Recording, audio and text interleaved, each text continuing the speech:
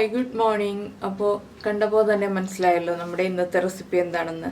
ഒരു നാടൻ ഒഴിച്ചുകറിയാണ്. നമ്മുടെ തക്കാളിയും മുരിങ്ങയ്ക്കയും പരിപ്പും എല്ലാം ചേർന്നിട്ടുള്ള ഒരു ഒഴിച്ചുകറി. അപ്പോൾ ഈ രീതിയിൽ നിങ്ങൾ ഈ ഒരു കറി തയ്യാറാക്കിയിട്ടില്ലെങ്കിൽ ഉടനെ തന്നെ ട്രൈ ചെയ്ത് നോക്കിക്കോളൂ, നന്നായിട്ട് ഇഷ്ടപ്പെടും.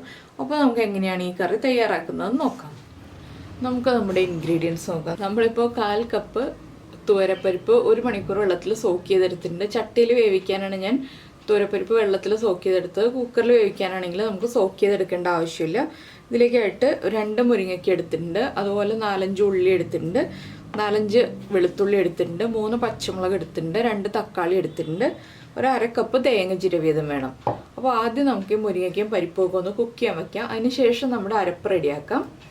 അപ്പോൾ നമ്മൾ മൺചട്ടിയിലേക്ക് നമ്മുടെ പരിപ്പ് മാറ്റിയിട്ടുണ്ട്. നിങ്ങൾ കുക്കറിലാണ് പരിപ്പ് വേവിക്കുന്നതെങ്കിൽ കുക്കറിൽ പരിപ്പ്, ഉപ്പും മഞ്ഞൾപ്പൊടിയും മാത്രം ചേർത്ത് വേവിച്ചെടുക്കുക. അതിനുശേഷം ബാക്കിയുള്ള കാര്യങ്ങൾ ചേർക്കുക കേട്ടോ. അപ്പോൾ ഞാൻ എല്ലാം കൂടി ഒരുമിച്ചാണ് വേവിക്കുന്നത്. മൺചട്ടിയിലായതുകൊണ്ട് മുരിങ്ങയ്ക്കയും പരിപ്പും എല്ലാം ഒരുമിച്ച് ചേർന്ന് തന്നെ കുക്കായി വന്നോളും. ഇതിലേക്ക് ഞാൻ വെളുത്തുള്ളി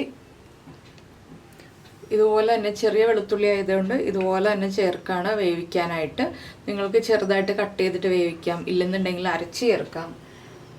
ഇനി നമ്മൾ ചേർക്കുന്നത് പച്ചമുളകാണ്. നമ്മുടെ എരിവനുസരിച്ച് പച്ചമുളക് ചേർക്കുക. എന്താണെന്ന് വെച്ചാൽ ഈ ഒരു കറിയിൽ മുളക് പൊടി അധികം ചേർക്കില്ല, പച്ചമുളകിൻ്റെ ആ ഒരു എരിവ് മാത്രമേ ഉണ്ടാവുള്ളൂ.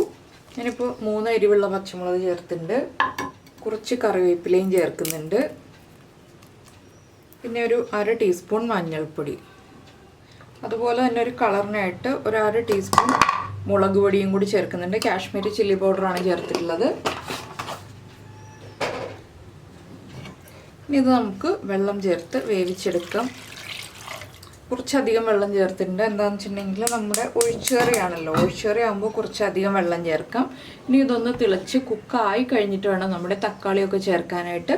ഇപ്പോഴേ തക്കാളി ചേർത്തിട്ടുണ്ടെങ്കിൽ ഉടഞ്ഞു പോകും, അതുകൊണ്ടാണ് നമ്മളിപ്പോൾ തക്കാളി ചേർക്കാത്തത്. അപ്പോൾ ഇതൊന്ന് കുക്കായി വരട്ടെ. ഈ സമയത്ത് നമുക്ക് ഇതിലേക്ക് വേണ്ട അരപ്പ് റെഡിയാക്കിയെടുക്കാം. അപ്പോൾ നമ്മൾ നമ്മുടെ അരപ്പ് റെഡിയാക്കാനായിട്ട് മിക്സിയുടെ ജാർ എടുത്തിട്ടുണ്ട്. ഇതിലേക്ക് നമുക്ക് 1/2 കപ്പ് തേങ്ങ ചേർത്ത് കൊടുക്കാം. 1/2 കപ്പ് മതി കേട്ടോ, അധികം വേണ്ട. എന്താണെന്ന് വെച്ചാൽ നമ്മൾ ചെറിയ ക്വാണ്ടിറ്റി അല്ലേ മുരിങ്ങയ്ക്കയും പരിപ്പൊക്കെ എടുത്തിട്ടുള്ളൂ. ഇതിലേക്ക് ഒരു 1/4 ടീസ്പൂൺ ജീരകം, നമ്മുടെ ക്യുമിൻ സീഡ്സ് 1/4 ടീസ്പൂൺ മതി.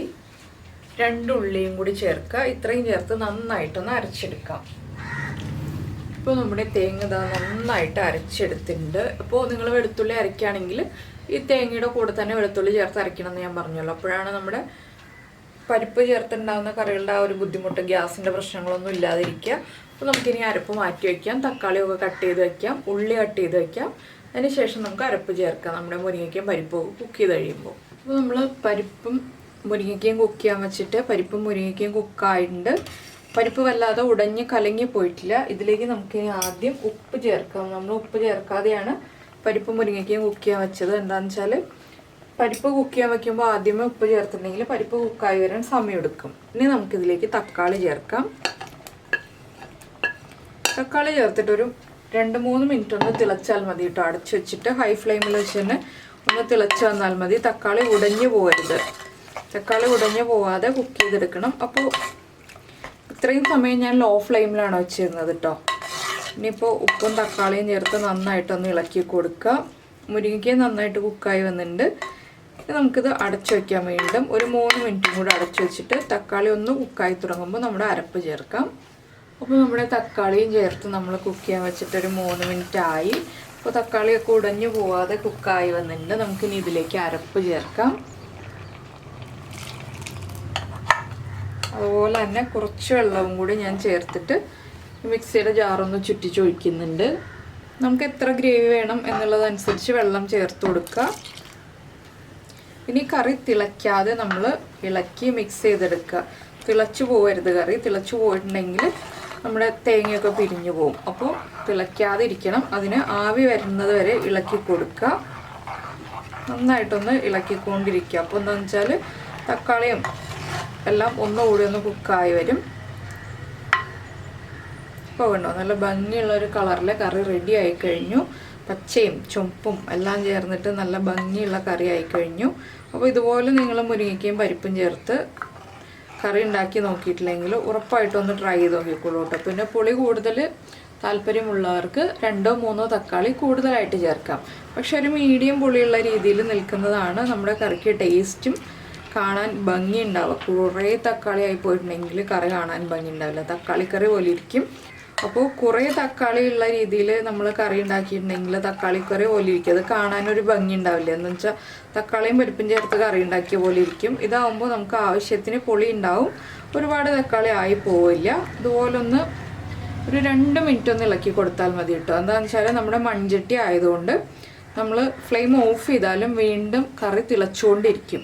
അപ്പോൾ അതുകൊണ്ട് നമ്മളൊന്ന് ഇളക്കി നിർത്തുക. അതിന് ശേഷം ഫ്ലെയിം ഓഫ് ചെയ്ത് കഴിഞ്ഞിട്ട് വീണ്ടും ഒരു 2 മിനിറ്റ് ഒന്ന് ഇളക്കി കൊടുക്കുക. അപ്പോഴേ നമ്മുടെ കറി തിളയ്ക്കാതിരിക്കുള്ളൂ. നമ്മൾ മുളക് പൊടിയൊക്കെ ചേർത്തതുകൊണ്ട് തന്നെ ആ മുളക് പൊടിയുടെ ഒരു കളറും മഞ്ഞൾപ്പൊടിയുടെ കളറും എല്ലാം ചേർന്ന് വന്നിട്ടുണ്ട്. അരപ്പിൽ നമ്മൾ വീണ്ടും എക്സ്ട്രാ മുളക് പൊടിയും മഞ്ഞൾപ്പൊടിയൊന്നും ചേർക്കേണ്ട ആവശ്യമില്ല. ഇതുപോലെ നമ്മൾ കഷ്ണങ്ങൾ വേവിക്കുമ്പോൾ മുളക് പൊടിയും മഞ്ഞൾപ്പൊടിയും ചേർക്കുകയാണെങ്കിൽ കറിയിൽ നിന്ന് നന്നായിട്ടൊന്ന് ആവി വരട്ടെ. തിളച്ച് വരാതെ ഒന്ന് ശ്രദ്ധിക്കണം കേട്ടോ. ഇത് പ്രത്യേകം ശ്രദ്ധിക്കേണ്ട കാര്യമാണ്. നമ്മൾ ഏത് തേങ്ങ അരച്ച കറി ഉണ്ടാക്കുകയാണെങ്കിലും തിളച്ച് വരാതെ പ്രത്യേകം ശ്രദ്ധിക്കണം. അപ്പോൾ നമ്മൾ ഈ ഒരു കറി തന്നെ വേറൊരു രീതിയിൽ ചെയ്തിട്ടുണ്ട്. ഒരു 2 വർഷം മുന്നേ നമ്മളിത് സവോളയൊക്കെ വഴറ്റി തക്കാളിയൊക്കെ വഴറ്റിയിട്ട് മുരിങ്ങയ്ക്കയും പരിപ്പും ചേർത്ത് കറി ഉണ്ടാക്കിയിട്ടുണ്ട്. പക്ഷേ അത് കുറച്ച് സമയമെടുക്കുന്നൊരു കറിയാണ്. ഇതാകുമ്പോൾ വളരെ എളുപ്പത്തിൽ ഉണ്ടാക്കാൻ പറ്റുന്ന കറിയാണ്. അതുകൊണ്ടാണ് ഞാൻ ഈ ഒരു കറിയുടെ റെസിപ്പി ഷെയർ ചെയ്തത്. അപ്പം ഞാൻ ഈ സമയത്ത് ഉള്ളിയും എല്ലാം കട്ട് ചെയ്ത് വെച്ചിട്ടുണ്ട്. നമുക്കിതിലേക്ക് ചേർക്കാനുള്ള ഉപ്പൊക്കെ കറക്റ്റ് ചെയ്തിട്ട് വേണം നമ്മൾ വറവ് ചേർക്കാനായിട്ട്. എന്താണെന്ന് വെച്ചിട്ടുണ്ടെങ്കിൽ ഉപ്പ് നമുക്ക് എപ്പോൾ വേണമെങ്കിലും ചേർക്കാം, പക്ഷേ എരിവ് നമുക്ക് ഇനി ചേർക്കാൻ പറ്റില്ല. അപ്പോൾ ഈ ഒരു കറി തിളയ്ക്കുന്നതിന് മുന്നേ ആയിട്ട് പച്ചമുളക് സ്പ്ലിറ്റ് ചെയ്തിട്ട് കൊടുക്കാം, എരിവ് കുറവാണെങ്കിൽ. അപ്പോൾ ഞാൻ ചേർത്തിട്ടുള്ളത് പച്ചമുളക് എരിവുള്ള പച്ചമുളകാണ്, അതുകൊണ്ട് അത്യാവശ്യം എരിവുണ്ടാവും. പിന്നെ ഈ ഒരു കറിക്ക് ഒരുപാട് എരിവില്ല കേട്ടോ, ഒരു മീഡിയം എരിവുണ്ടാവുള്ളൂ. ഒരുപാട് എരിവായിട്ടുണ്ടെങ്കിൽ നമ്മുടെ ഒഴിച്ചു കറികൾക്ക് അത്ര ടേസ്റ്റ് ഉണ്ടാവില്ലല്ലോ, അതുകൊണ്ടാണ് നമ്മൾ മീഡിയം എരിവിൽ നിർത്തുന്നത്. ഇപ്പോൾ കണ്ടോ നന്നായിട്ട് അരപ്പിൽ നിന്ന് ആവി വന്ന് തുടങ്ങുന്നുണ്ട്. നിങ്ങൾക്ക് കാണാൻ പറ്റുന്നുണ്ടോ എന്ന് എനിക്കറിയില്ല, നന്നായിട്ട് ആവി വരുന്നുണ്ട്. ഒന്നുകൂടി നമുക്കൊന്ന് ഇളക്കി കൊടുക്കാം. അപ്പോൾ നമ്മുടെ പൈനാപ്പിൾ പച്ചടിയൊക്കെ എല്ലാവരും കണ്ടിട്ട് ഉണ്ടാക്കി നോക്കിയോ ഇല്ലയോ എന്നൊക്കെ ഒന്ന് പറയാം കേട്ടോ. പൈനാപ്പിൾ പച്ചടിയുടെ പോലെ തന്നെ പൈനാപ്പിളിൻ്റെ കുറച്ച് റെസിപ്പീസും കൂടി നമ്മൾ ചെയ്യുന്നുണ്ട്. എന്താണെന്ന് വെച്ചാൽ പൈനാപ്പിളിൻ്റെ സീസണാണിപ്പോൾ, അതുപോലെ ഏത്തപ്പഴത്തിൻ്റെയും സീസണാണ്. പഴം കൊണ്ടും കുറച്ച് റെസിപ്പീസ് ചെയ്യുന്നുണ്ട് ഞാൻ. അപ്പോൾ അതൊക്കെ നിങ്ങളും വാങ്ങിച്ചു വെച്ചോളൂ.